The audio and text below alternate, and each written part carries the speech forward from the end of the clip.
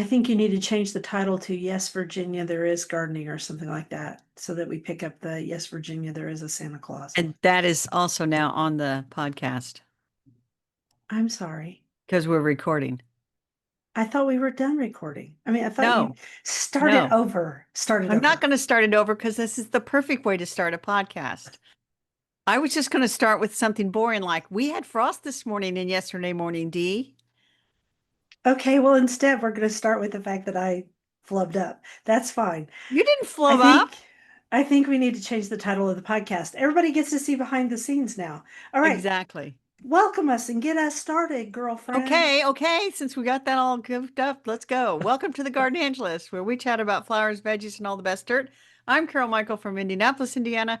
I have a suburban garden measured in square feet. It's about a third of a frosty acre.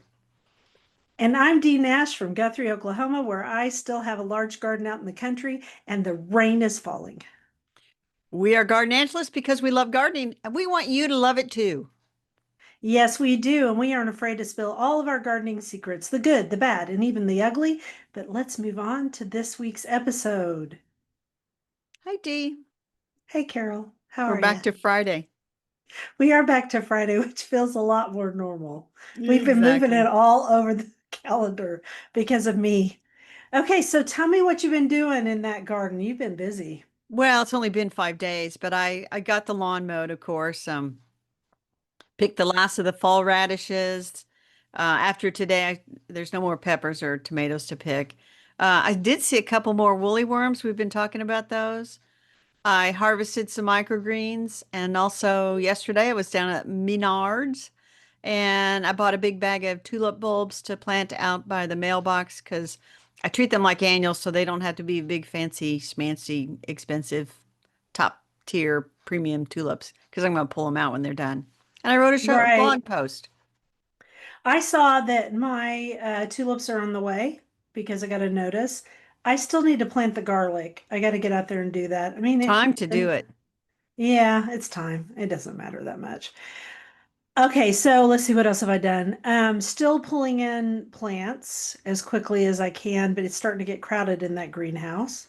I have another reel to post right after this. I'm gonna post it. I queued it up this morning while I was hustling around my house. And I've just been pulling weeds because you know what? Weeds are ever with us. Ever with us. And the one I like to pull the most are those mulberry weeds. That mulberry weed is probably the worst weed I've ever dealt with in my life because the little creep snaps off, halfway. It has pretty good root system, has seeds everywhere. It's kind of evil. It is. Now, the good news is that Uh-huh. mulberry weed is an annual. So if you could get it out, the seeds out, you're ahead of the game. Yeah. So do that, people. Pull those mulberry weeds and try to pull them when they're small Yeah. because once they get to where they have the little seeds, that's when they start doing the Oh, yeah. snapping off. And the little creeps hide behind Right. things, And but they that's what they do. projectile those seeds all over the place. So Oh, anyway, yeah, they do. They let's do, talk but about we're, favorites instead of like mulberry weed. I'm sorry I brought it up. You didn't yeah, list that's one. okay. I did not list one. I'm trying to think, what is my favorite right now? You know what? My Tropicana canna is blooming in the middle of my pot, Nice. and it just looks really pretty because it's cooled off a little bit, so the colors really come out. And I'm actually thinking about digging those two up and taking them inside because they're expensive. Um, Yes. You can overwinter them just the root, the tuber thing. You can just yeah, I overwinter that. could. I could just put them in newspaper if there were newspapers anymore. I could put them in something and bring them in. And I thought of something else I did. I garden coached two people last week. Good for I was you. busy. It's been a Spreading the love of busy gardening. spreading as fast as I can. Okay, so what else are we going to talk about? We've Well, said, oh, you wait, we haven't said your favorite, have we? know. I'm I sorry, so couldn't. selfish of me. Well, I was going to say that I have a canna out front that had a little red bud, but it never really opened up into anything. And now it's done now. So I'm going to go with microgreens for the win. My microgreen farm inside is in production. I've been doing well with it. I have not had a bunch of gnats, fruit flies, Gnats. fungus gnats, whatever you want to Mm, call them. I did notice, and this is the weirdest thing. I decided to try to grow cress as a Watercress microgreen, or the other cress, not the watercress, the not other the cress, watercress, land the other. cress. Okay, go ahead. It smells. Okay, then get rid of that. I know. Nasty. I'm like, I started those seeds last Saturday, and I thought, what smells? And it's what's that? Anyway, let's Can do we the backtrack question. to your canna for just a second? Yes. Do cannas not normally bloom for you there? No, they bloom nicely, and it has Oh, bloomed okay. several times this summer. And Okay. this is So the it was first just at time. the end. Yes, it threw up another bud thinking that, it's tropical paradise. And then the frost came and it's not tropical paradise. It nipped that in the bud, didn't it? It Oh, see what I literally did nipped it in the there? bud. Yes. Okay, so next question of the week. I didn't get any questions of the week, and you got one from your youngest sister. Yeah, she just sent me a text and she said, "What was the name of the plant place terrarium bar we went to for my older sister's birthday?" And it was Abby's Garden Party up in Zionsville, Indiana. And so I don't know if she's planning to take her employees up there or make That a would be suggestion, fun. but it is a fun place. And yeah, I was telling a lady from Garden Club who lives in Zionsville, and she's like, "Well, you need to come up and see me." And I'm like, "We need to go to Abby's Garden Party and make something." Yeah, that would be so fun. I would be into that. I would love to join you. If only it were like my game, Carol, that I play in. I could just teleport in there. That'd be so much fun. Just Yes. teleport to the party. If only that were the way life really worked. Oh, All right, Lordy. insect of the week. Oh, I did get a question about it. That's right, I did get a question. One of the ladies who listens to us said, "My husband wants to know what game you're playing." Oh, yeah. Let's not go in there. This is not a gaming podcast. It made me Awkward. laugh. I thought, what? How the heck did I end up here? Okay, insect of the week. Oh, one of my very favorites. The solitary bees. Remember last summer already, we're saying last summer, when I got stung by a bee that came up out of the ground and it was really mad at me? I still want to kind of dig that area out. And I wonder if now that we've had frost, is that solitary bee done? It's not going to be aggressive and come after me.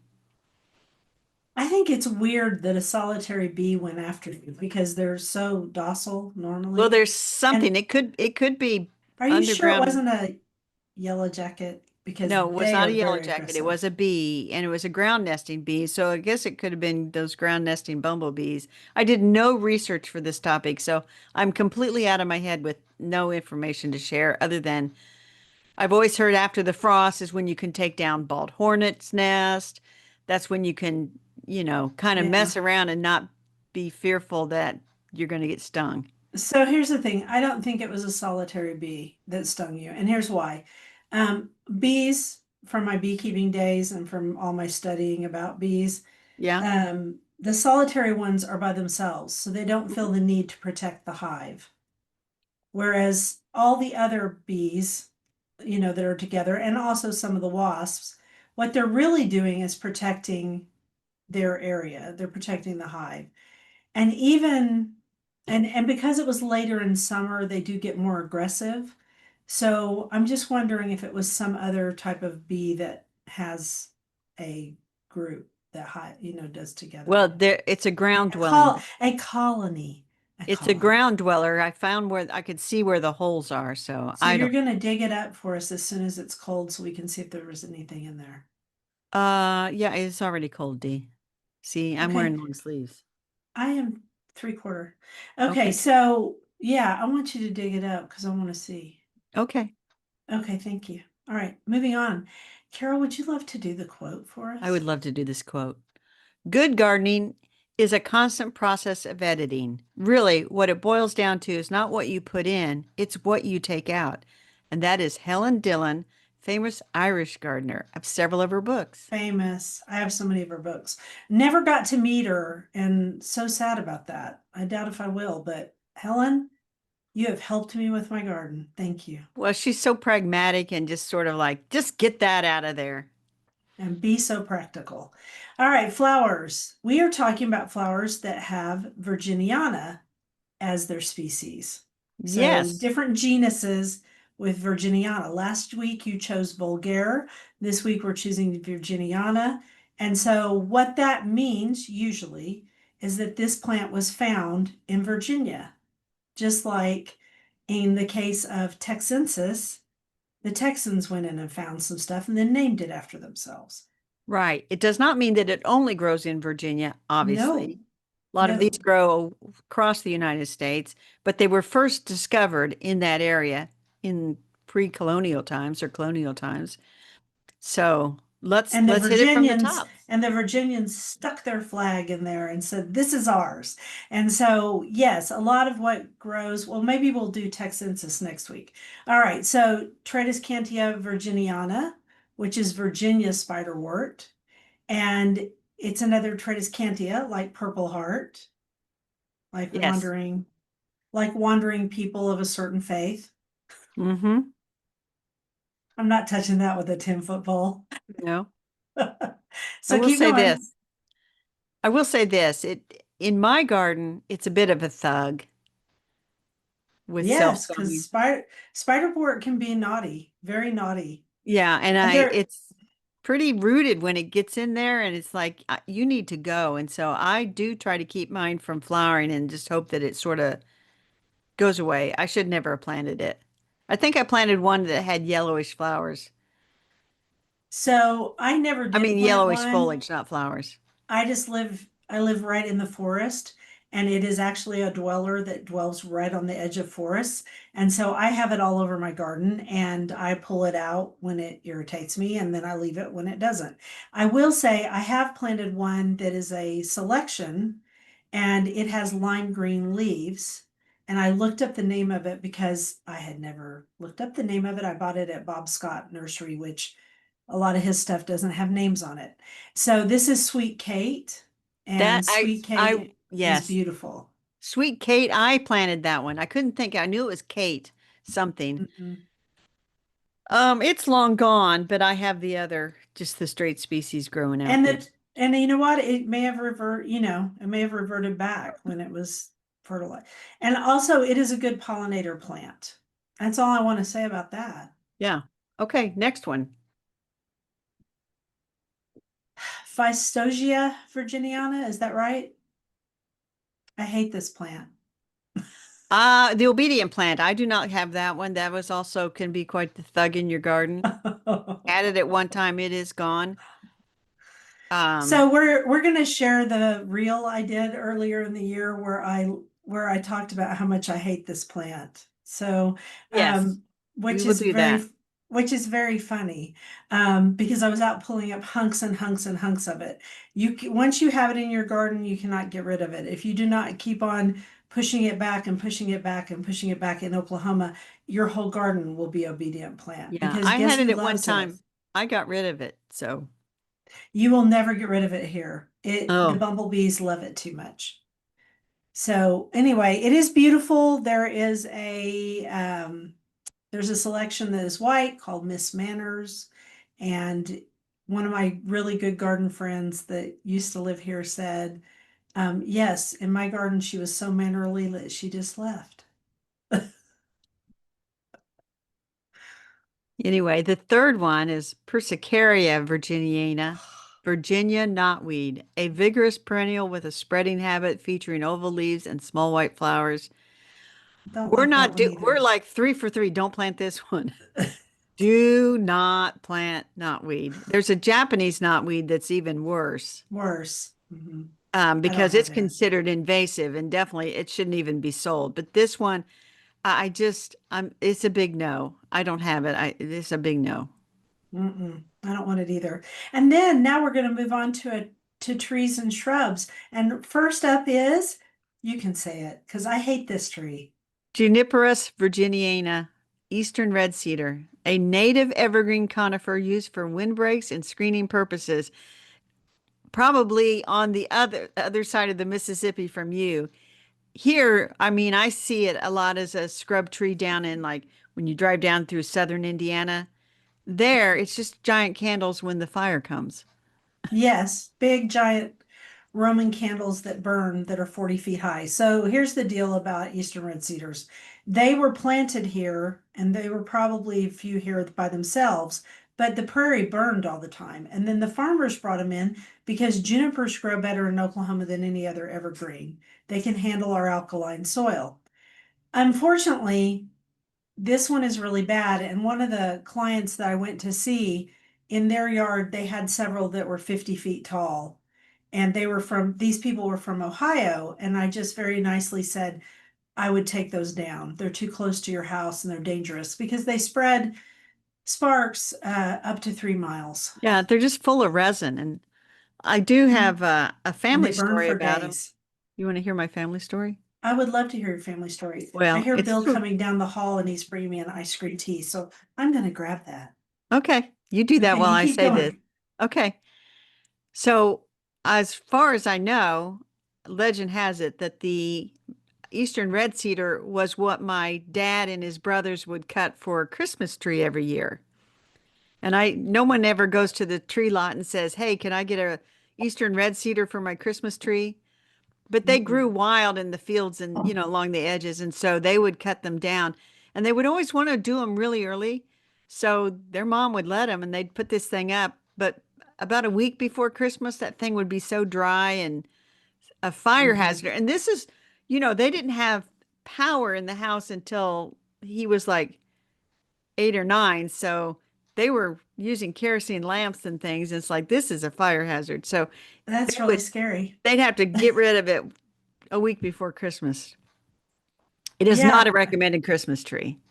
No, it would be a terrible Christmas tree. But you know what? The pioneers used them all the time because a lot of them were European and they missed their European things from home. And so these were green. That's why mistletoe was our state flower for a long time Yeah, because it was the only green thing in winter.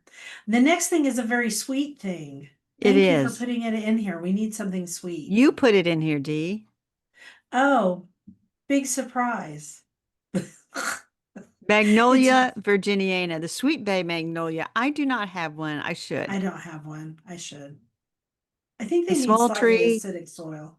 Yeah, small tree or large shrub, also known as the swamp magnolia. Unfortunately, the magnolias that I have, and I have two, are are Asian sourced. Well, yeah, we aren't going to talk about that. Actually, I was talking about our next one, which is Rosa virginiana, Yes, which the is the Virginia rose. Virginia rose. Very pretty deciduous shrub, pink flowers. It is also called a prairie rose or a wild rose, and it does grow here. It is not something I would put in as a centerpiece or a focal point in the garden, but it would be a nice backup shrub, and it's got a nice open flower, and so lots of pollinators love it. Huh. I don't think I've ever seen or thought or heard of that one, but I'm not into the roses like you are. Well, and it might not handle your cold, is what I'm thinking. So I don't know. Well, I don't know. We have to look that up, Dee. We didn't look I that know up. we would have to be a little more prepared. So I'm that's looking for our, the zones right now to see what it says. so the I haven't found it yet. Virginiana, that's our, let's see, we came up with 1, 2, 3, 4, 5, 6. That's pretty good. Shall we move on to vegetables? Okay, I'm going to tell you quickly that that rose is extremely hardy.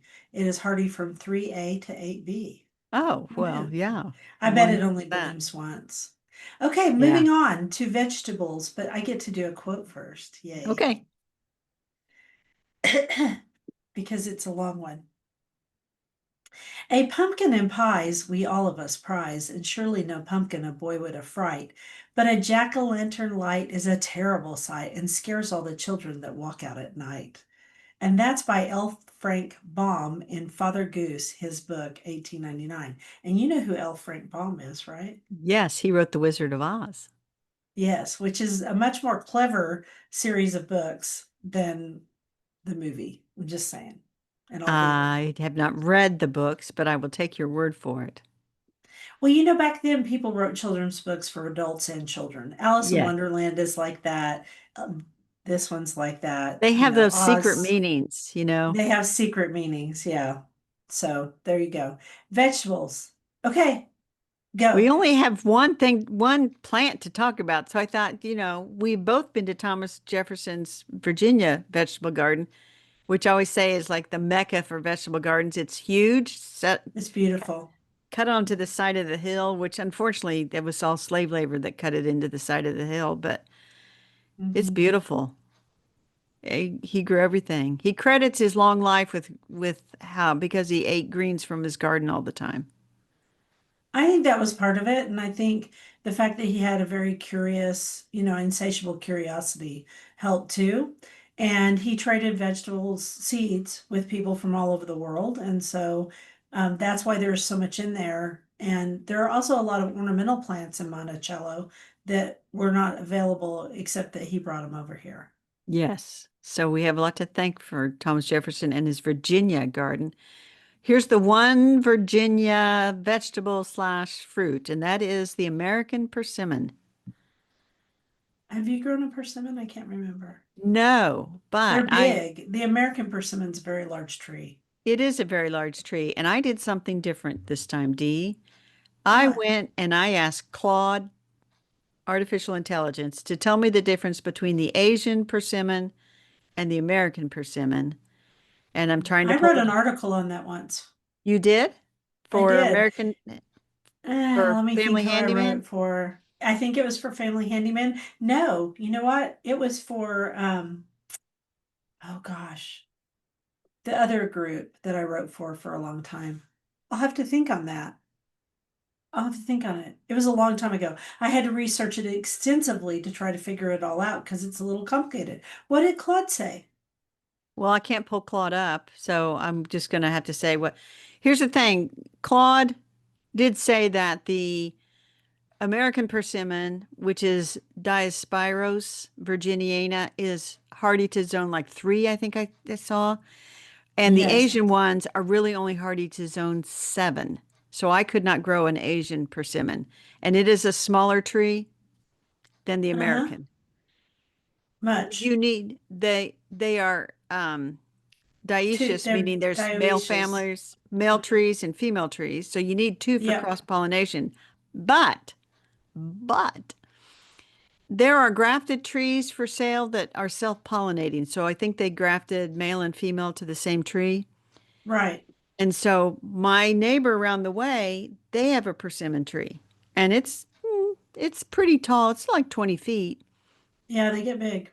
It's loaded with persimmons. So the other day when I was on my walk around the neighborhood, I just took 3 persimmons home with me Yes. because the old folk tale is that the shape of the seed inside, Right. whether it's Is it a knife or a spoon? knife, Right? spoon, or fork, Or a will fork? predict the weather. And I thought, Yes. well, I am going to dazzle people with my brilliance at predicting the weather with the persimmon seeds from thy neighbor round the way. Guess what, Dee? What? Those seeds were so tiny, and I thought, what? So I looked it up, and there are some varieties of persimmon that are nearly seedless. So the And I bet seeds they would, have a newer variety, so it yes, doesn't work. yeah, so it didn't work. So Sorry about um, that. I will tell you that if you're going to plant a persimmon tree looking over there at his, it is a messy tree when It the is a very persimmons messy drop. tree. So we have a persimmon tree, at least one, that is over in Midge Park where I walk. And it is a great bird watching tree because when we get a frost and the persimmons get soft, all the birds flock to it. So you can find it for one thing because it's great big and tall, and when it's got fruit, it's orange because the fruit turns orange. And you can also spot all the bird watchers because they are hanging around that tree with their binoculars. It's very Well, funny to see. I did not notice a lot of birds around his tree. I'll have to go for a walk this afternoon and kind of take another good look at it. And I did take a picture, like looking up at the sky, which we can put in the newsletter, showing all the fruit on the tree. And Yeah, that'd be cool. the American persimmon fruit is probably half the size of the Asian persimmon fruit. And what you're buying at the grocery store is probably Asian persimmons. Oh yeah. And unless you're going to like a farmer's market or something where they say it's American persimmon, and the fruit is very fragile. And And so very tart before it frost. gets cold. And then it's used in pies and cookies and Yeah. baking. And Mostly you can buy some frozen people pulp. spoon it out. You can buy what? Frozen persimmon pulp. Oh, can you? I've never seen it They anywhere. just smash all the fruit and sell it as a I know what frozen the pulp. pulp is. I got that, but I'm just saying I've never seen it for sale. Yeah, well, Cool. I see it for sale I would like here. to try it. Have you tried a persimmon? I have tried persimmon in baked goods because my sister's husband's family, one of their traditional Thanksgiving um, dishes is persimmon Uh-huh. pudding, which is kind of like this goopy, messy thing. And I'm like, I took one bite and I'm thinking, it's not that good. I'd rather go Not get my something thing, with chocolate. Yeah. right? Yeah. For a sugar delivery system, I would rather go get something like the chocolate cream pie than the persimmon You pudding. think? You think? Although, anyway, Anyway, yeah, I'm sure it's really good for you though. Yay. yeah. So, I but if you like want to, I if like you're the interested, term sugar delivery system. that's what That they was are. awesome. Well, they are. Um, well, it's a, never mind. I should tell this thing where I was talking to Rhubarb with another garden writer yesterday on another thing, and Ugh, I had rhubarb. put she had a Substack about rhubarb, which is very tart.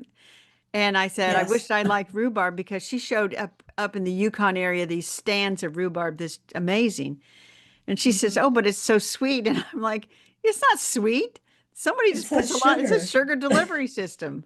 It's Anyway, just vitamin. All rhubarb is pink, poisonous if you don't cook it, but pink, tart, vitamin C. That's there it. you go. There you go. All right. That's all it is. We are way off topic now. I'm going to do a quote and we're going to do a bookshelf. There is a child in every one of us who is still a trick-or-treater looking for a brightly lit front porch, and that is Robert Brault. He had that on his blog. So I'm a anyway, trick or treater. I wish I were a trick or treater. I love to go trick or treating. And in fact, I go with my granddaughter. It's really fun. It's so fun uh, because she gets so excited and I get to hold her hand. It's like the best. Okay, it's probably very fun. it is very fun. Yeah, we would maybe get 10 trick-or-treaters here. So I usually just kind of like, I think I'll go out to eat. And it's on a Friday this year. Yeah, that makes it more fun. Okay, moving on to the bookshelf. I have the book this week. You do. I don't have this. You have to tell me all about it. The book is The New Romantic Garden by Joe Thompson, and we are going to link to Amazon and probably the other place Bookshop, too, bookshop.org. bookshop.org. Okay, so I have this because of Teresa Byington. She texted me the other day of Rose Chat. She texted me the other day and she said, Dee, I think we need this book. And she never does that. So I immediately went over to Amazon and just bought it because if Teresa says I need it, I need it. We grow very similar gardens. Mine's a little wilder. In fact, the other day when Michelle came over to help me in the garden, she said, I think your garden is too crowded.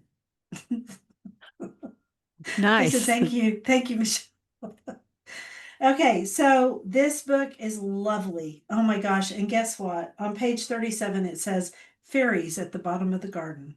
Oh, how lovely. Oh, okay. Oh, So it's written by Jo Thompson. She's one of today's leading garden designers, and she's good at color and she's really good at modern romanticism. And I would say my garden is the epitome of modern romanticism. I could care less about a lot of things, but I care about two things in my garden. I really care about the pollinators. Okay, uh-huh. three. And then within the pollinators, I care about the hummingbirds and the butterflies and the moths and the bees. Okay, and the hoverflies. And the other thing in my garden is I want it to look beautiful and flousy. Flousy, is that a word? Flousy? Sure. Flowy, whatever. Romantic. I want it to be beautiful and blousy. That's the word. Blousy. Blousy and romantic. And so she tells you how to do that in here and how to set up focal points, what kind of plants do really well. Yeah. It is exquisite and you really need it, Carol. You should just go ahead It and buy sounds like I one. really need that. It Mhm. says it has hundreds of beautiful color photos and chapter by chapter case studies of individual gardens designed around various themes, providing inspiration for all gardeners who want their gardens to feel not merely well planted, but truly alive and atmospheric. I do need Yes. that book, suddenly. You need this book so much. Like here on page Well, show me 80, because 85, it says Seeing the Vision, and this is about the naturalistic garden. Uh-huh. And she has Moorheim Beauty. This garden looks just like one that you and I went and visited. That Yeah. had a big pool, a big reflective pool, and it had grasses around it. And this book is something else. This book is like the old-fashioned books, where it's really good color photographs, good paper. It's a keeper. Cool. I Oh, will I will look for that. Maybe I'll put that on my the Christmas list. You should. It's a Christmas gift. The New Romantic Garden by Joe Thompson. And I want to thank our friend Teresa for telling me about it because that was really kind of her. Well, and the other thing I would say about Joe Thompson, and we'll put a link, she is extremely active on Substack. She's often going live. She's probably behind her paywall is some really good stuff. But anyway, she's very active on Substack. A lot of good information out there. She's a very giving gardener, sharing all the time. That's awesome. I actually do not follow her on Substack, but I will. Okay, you do a quote. Let's talk about dirt.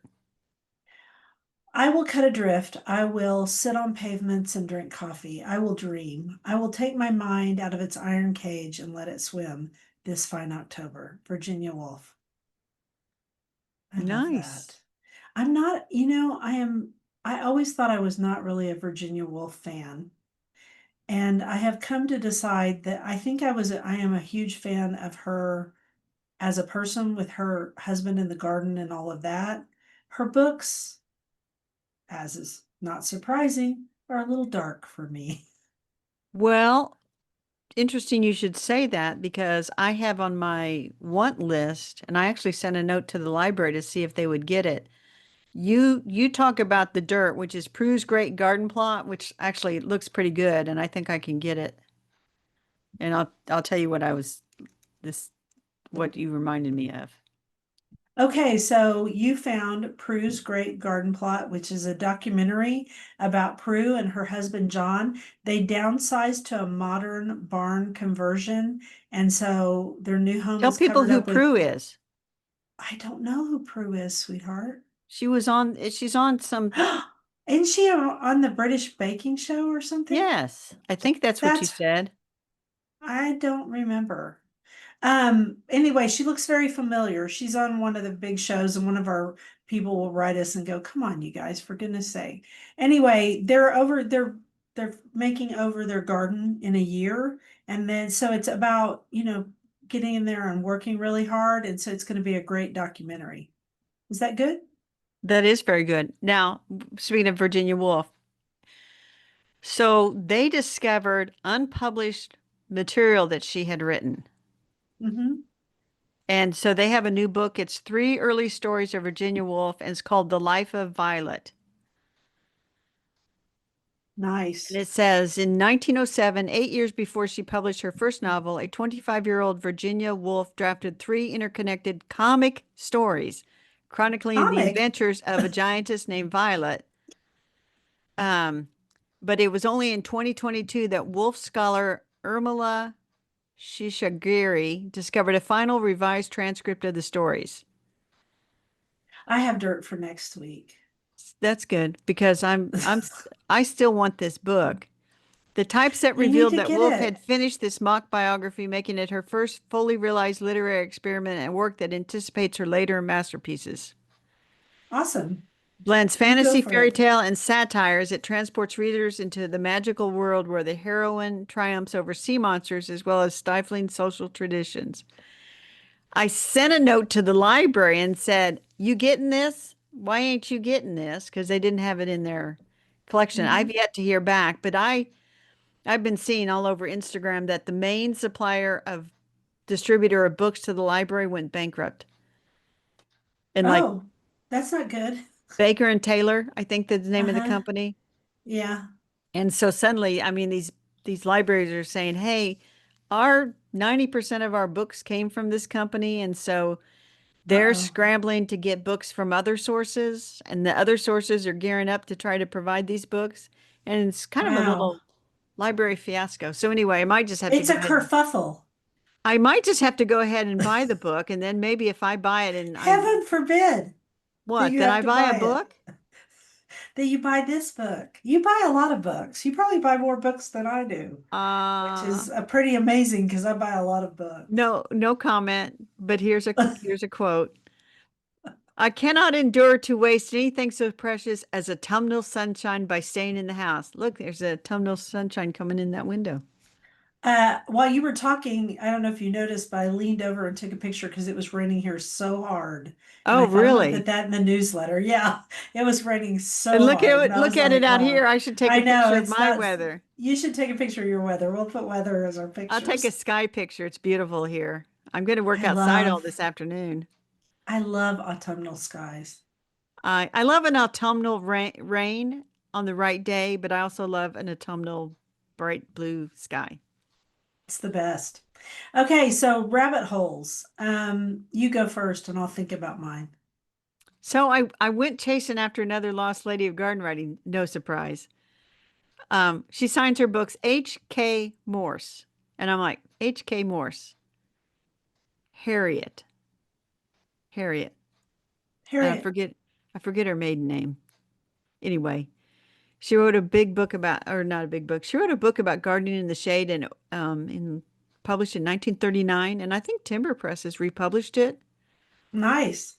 But anyway, when I was going through this, I did another. Nobody's going to republish my book. No, I I said no, like absolutely not, Dee. I did not mean it that way. I was just like, never mind. I mean, I could republish it. That'd be my But plan. this was not her first book. This was her second book. Would you like to know what her Okay. first book was on? Sure, sure. Yeah. Uh-huh. Elizabethan pageantry costumes from the 15 to 1600s. Of course it was. You would never have guessed that. No, I would not. But Well, she's I'm English, and so they so are what's the word for it? They like diverse topics. yeah. No, she's American. Oh, well, then I don't know why she did that. Why would she be interested in Elizabethan costuming? It doesn't matter. Well, here's the other thing, Dee. So I went Yes, down, dear. I asked the AI, Claude AI, to help me Mhm. get some more information. I got some basic information and I asked it for more. It was a complete failure. And I'm going to write about that in this post as well. That'll be How it funny. failed me completely. Where did Completely. you find Claude? Who is Claude? Which one is he? Claude.ai, it's like a competitor for Chat GPT. I think I use Open Chat AI and it's pretty good. I use it just for fun things, Sometimes it can come up with better titles than I can. I'm like, okay, I you do used it. that. Well, I used it to do like a deeper dive. I like, hey, can you find me a picture of Harriet Morse, born in this Yeah. date? Guess what? Couldn't find it. Hmm. Couldn't find a picture of Harriet. Found two pictures at the Smithsonian of rooms in her house. But not Harriet. No. Guess who found a picture of Harriet? I don't know. I did. Oh, well, because you're smarter than Claude. Apparently. So did you think of a rabbit hole while I nattered along about Mine Harriet? are mine are all about something you don't want to talk about, so We're I'm not just gonna let talking it about go. it. We are not Okay, talking about it. moving on. Garden Garden. commissions. My garden commissions are to get the rest of my stuff indoors. I'm gonna have my son's help for the big plants. He doesn't know this yet, but I will talk to him about it in the morning or this afternoon. Um, Wait a you minute, Dee. know, Back up, back up. Does huh, he help you every fall bring your pots in? the big ones, the great big ones, And he's yeah. helped every fall for how many years? Since he was a teenager, well, since I had a greenhouse, which was 2009. So what do you think he Um, already knows he's going to help you? he knows, but I have to go ask. I have to go Oh, grovel. okay. That's what I have to do. Grovel with some sort of like homemade something or other that he really wants to eat or Can I just tell you one thing about the game? Just one thing. It has to do with my son. okay. Okay. I got put into a different alliance, and yesterday all of these young men shared how old they are, and they're all my son's age or younger. The Nice. ones that shared. And then they got to me and I said, not telling. So the point is, I am playing with people my son's age, which my son thinks is hilarious. I'm playing Yes. with older people too. But But really, uh-huh. Why not? There's a novel in this, Dee, Yeah, about there how, is. yeah. How Anyway, how old person ended up in a game and ended up in the number two alliance. Go okay. Do you want figure. to, All do right, you want moving to, on. Let's move on to garden commissions. no, yeah, we're on garden Oh, commissions. What else are you going to oh, do? oh, that's right. Well, I'm gonna post that reel. I might start some microgreens maybe, but I don't really like microgreens, Carol. I try. Oof, you're I just not growing the know. right ones. Don't grow the Okay. cress. I will not grow the cress. I That's all I got. You go. I can't plant the bulbs yet. There's nothing to do except for maybe, golly, it's raining hard. Maybe go out there later and chop down that one bed, but I'm not sure I'm ready to do that yet. It depends on if there's any butterflies left. Yeah, I can see that. I'm ahead We're of you. we're in the, we're in that time period where there's not much to do in the garden. I Oh, was, maybe I should water my houseplants, Carol. yeah, That's what I I should did that do. this morning. What the heck? Why can't I remember to water houseplants? I Well, it did is that not this morning. hard. Okay, I'm gonna go do it. That's my garden commission, is to Okay. get my poor sad So houseplants I watered. was sort of in the wait mode a few weeks ago, but now I feel like we've had good frost. I'm going to plant the bulbs, the little ones and the tulip ones. I'll probably mow later next week. Um, Rake some leaves, not to get rid of them, but to put them on beds and things. I'm going to put a last round of fertilizer on the lawn because I'm doing this organic liquid fertilizer. So I'm going to do that this afternoon. It said Which one is it? it's elm dirt. Elm dirt. And Okay. it said to put it on before the first frost, and I'm like, well, I'm 2 days late for that, but it's not going to hurt the grass to put it on now. It's all Mm-mm. organic stuff. Um, I can go ahead and clean out the vegetable garden, so I'll probably Yep. do that. It's just needs to be cleaned out, and then I have some things on the fence that I normally just leave all winter, like little arbors and things. I got to clear all that off because getting really close on the fence estimate. Don't you have to also take in all your hoses and stuff like that? Eventually, yes, they are disconnected at the moment because they've had a Okay. freeze warning for last night. They are disconnected, and I Yeah. will probably start taking those in the next week or so. But as long as they're disconnected, it's not gonna hurt I them. thought of something to do. What, D? Clear out my clear out my cut flower garden and top dress it with some compost. I'll do Yes. that. Now, Is that okay? it is very okay, but here's something that it's like every fall there's a new theme for people about fall cleanup, like, remember leave the leaves. Yeah, whatever. Well, now I keep seeing all these posts. The algorithm keeps showing me that says, don't like for annuals and things, don't pull them out and take the roots and everything. Just chop them. Just chop them off and let the roots disintegrate over the winter and and add organic matter. So I thought that was interesting. It's interesting. I don't know how well it would work here. It depends on how rainy a winter we have. You So know, right now you've got a pretty right rainy now it's day. extremely rainy. It's ridiculously rainy. Okay, well, that was interesting. I enjoyed that garden commission section. Shall we do not care now? Yes. You want me to do it? Either one of us. Go ahead, Dee. We do not care that there is frost on the garden. We expect the gardening season to end every fall. So be it. So be it. And so be this episode. I will wrap us up. Thank you for listening to The Garden Angelist. Hit that subscribe button so you don't miss a single episode. We publish every week on Wednesdays at 12 a.m. Eastern Time.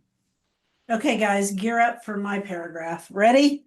If you subscribe to our Substack newsletter, you get a link to listen to the podcast a whole day early and links to products we discuss. Plus, go over to YouTube and see us in person. I now put on makeup for you.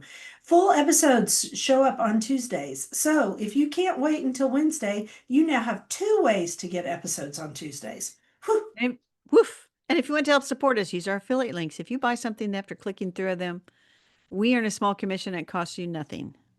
Or you can set up a monthly subscription through Buzzsprout or make a one-time donation through PayPal. You also have the option of pledging your support on Substack, and we appreciate all of you. Yes, thank you to everyone who's done so. It helps us pay for podcast hosting. It was lovely to chat with all of you over the garden gate on a Friday. Bye until next week. Bye, everybody.